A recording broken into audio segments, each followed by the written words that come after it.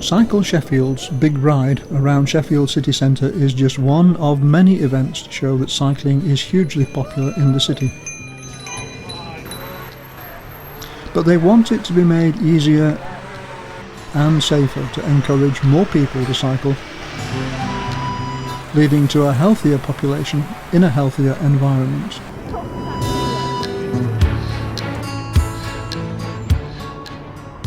In this first of 3 short films about cycling, for pleasure, for commuting, for sport and for health, we look at just what it has to offer and how to ride as safely as you can. It's the freedom. It's freedom, isn't it? It's the freedom. Moving silently through landscapes is one of the best things in the world. Again, it takes me back to childhood and that freedom you have. The freedom, really. A sense of freedom. I can enjoy the scenery around, and I just love cycles. Being outside, especially on a nice day with the sunshine, enjoying the countryside. Seeing different things as you're cycling along. A lot of times when we cycle it's together, so you actually get that time enjoying the fresh air and the surroundings as a family. It's just a feeling of being my own man and getting out and enjoying the life. Friendship, fitness, and it also means I'm not driving a car. Yeah, what's not to love? Made nice friends as well. That's probably one of the biggest things. But I sometimes go out to Peak District and just enjoy that, really. And the wonderful thing with a bike that you sort of see so much more because it's relatively slow, and of course you can stop and admire the view.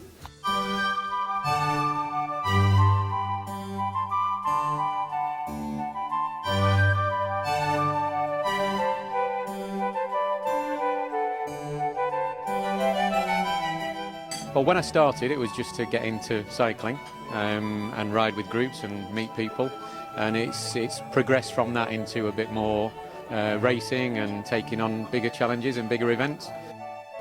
I ride basically to keep my fitness up, and it's a social group, and I just enjoy all the benefits of riding as a group together. It just makes it much more fun than riding on your own. Well, I ride to keep fit. I ride because of the desire to stay healthy and keep myself fit. When you work full time, it's a de-stress factor, and I've learned an awful lot about riding in groups together. And they all look after you, and if there's any problems, they sort it out for you. A good bunch of people, really, so I really enjoy it. It's just good fun, and I really enjoy it. I just love cycling.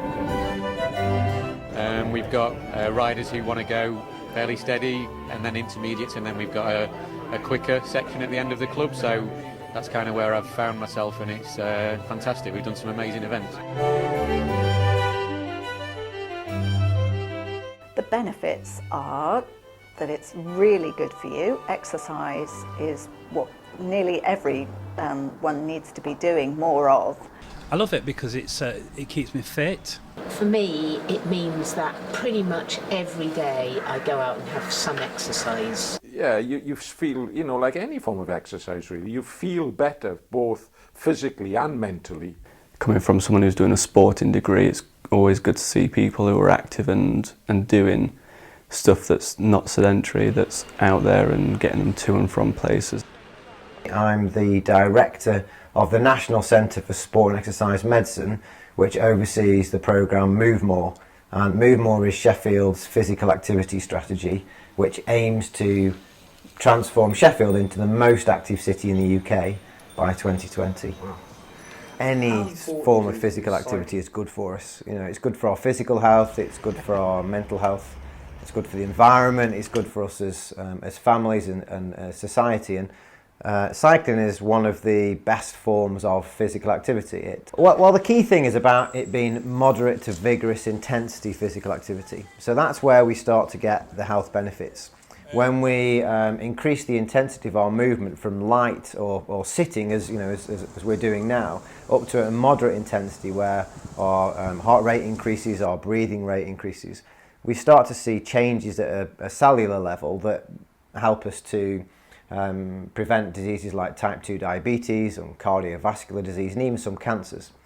And so the intensity of the cycling, if we can get to moderate intensity, is the key element. But that's the same for walking, if you walk briskly or if you jog. But cycling is just really quite accessible, and I think that's one of the attractions.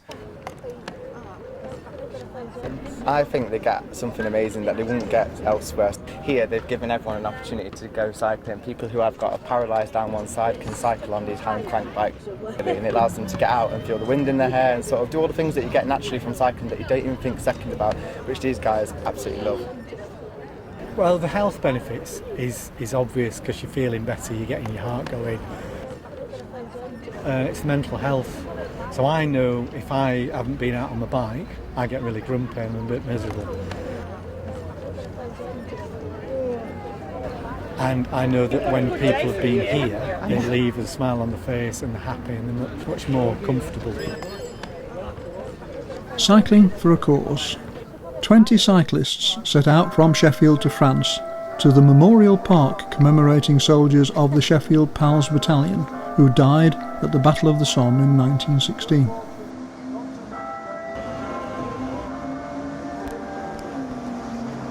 Majid, the city's charismatic Lord Mayor, helped see them off on the 400-mile ride that would raise money for the renovation of the park and for other, more local charities.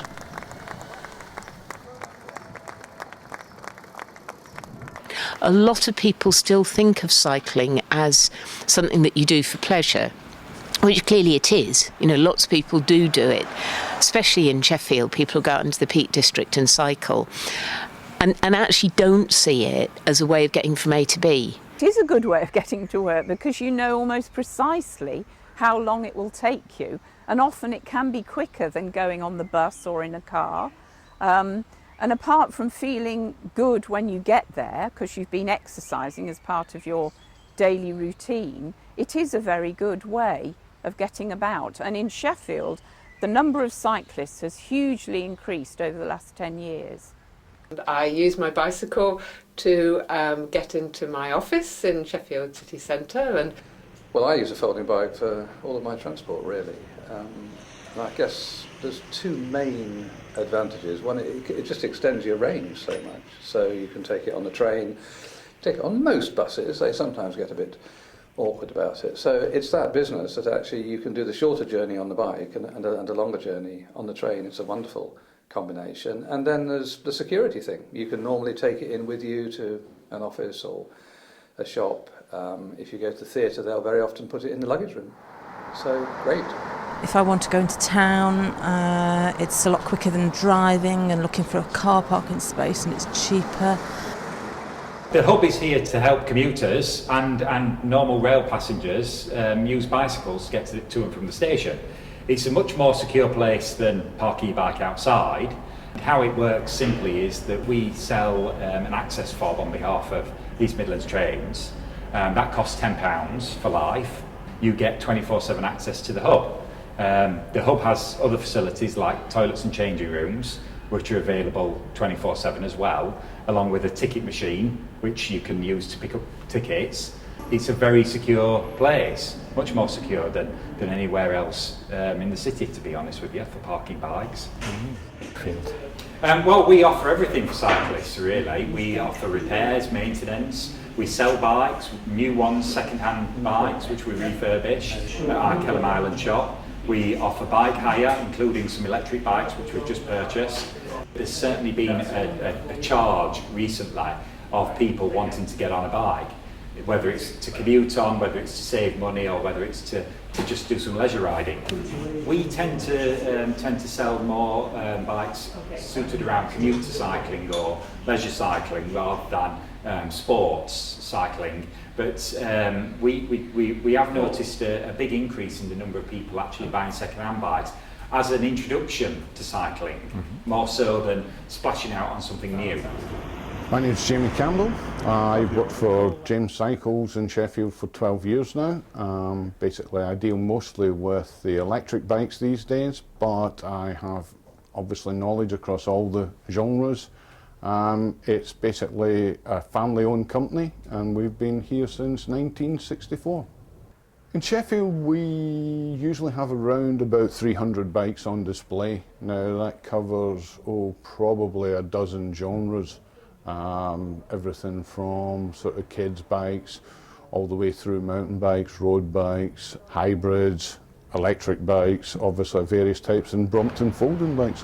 One of the big differences with OFO bikes over some of the existing bike share companies. Sadly, the OFO ductless cycle hire operation in Sheffield was short-lived, and its distinctive yellow bikes are no longer to be seen.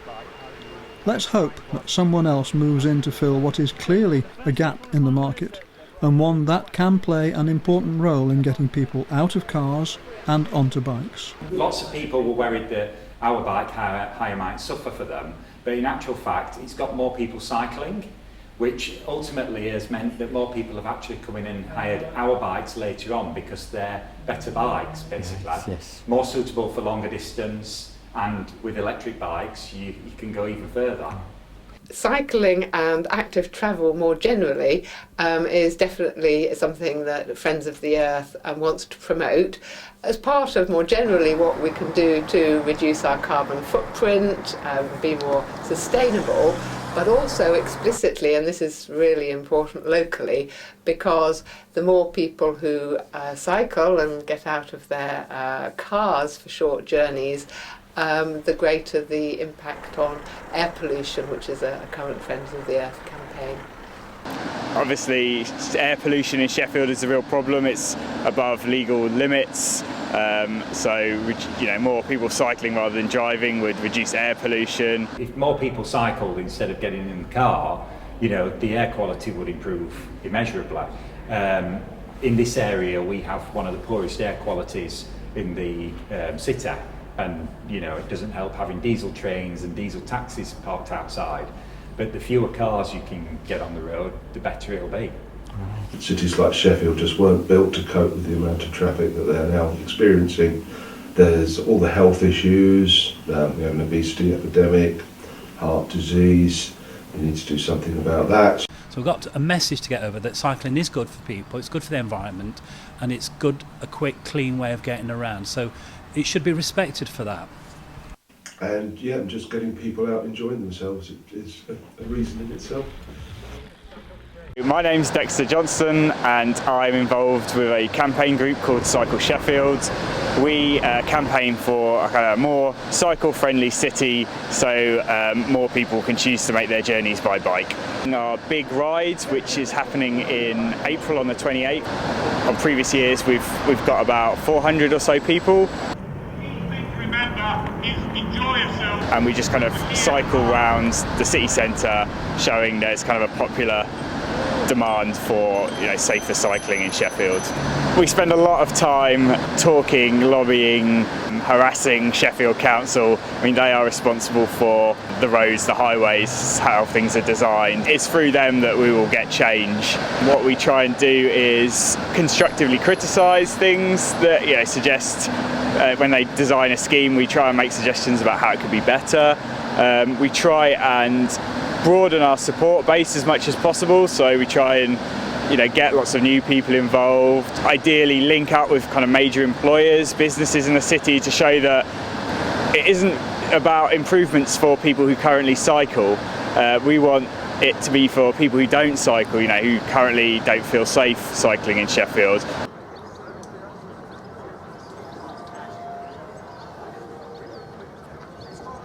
Away he goes, all right, that's the way.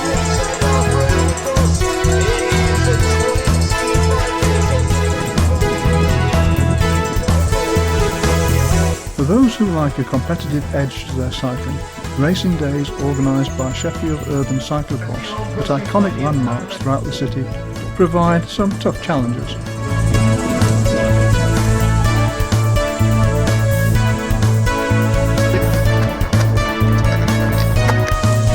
This one involved a series of races for children and adults of varying skills and experience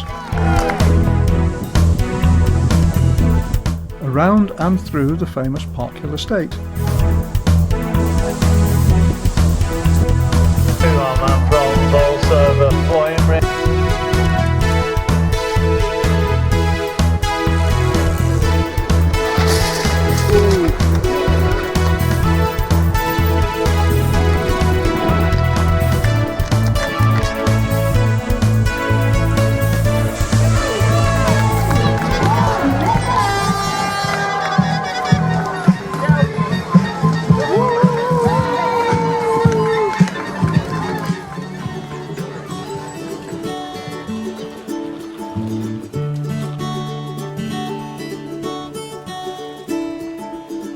Sheffield's Ecclesall Road was as busy as ever on this sunny morning in July, but there wasn't a car, a lorry or a bus in sight. Instead, thousands of cyclists took advantage of road closures between Endcliffe Park and the city centre for the HSBC Let's Ride Cycling Street Festival. Up to the last two, which honestly is a little bit too far. That's made on the Casey all the way to the top. All Mercedes D2. Yes, other vans are available at 2 o'clock.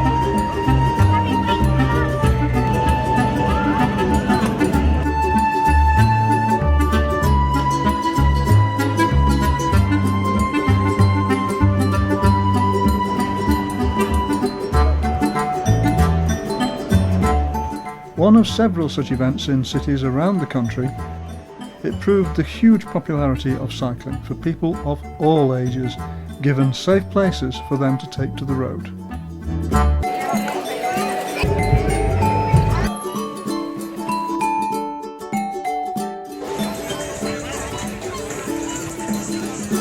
If you can start with kids and getting them confident riding and their parents, then, you know, I would like to think we've got a good future.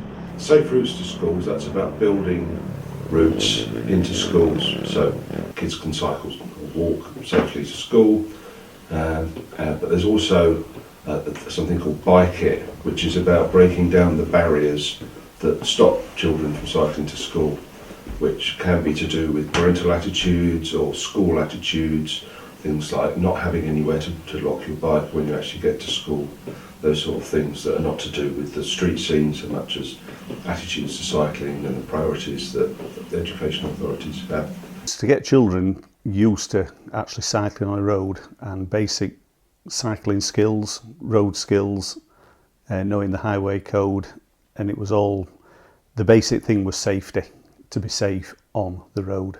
We start with people who've never ridden a bike before, and we often get people to learn to scoot and balance on the bike before they start cycling.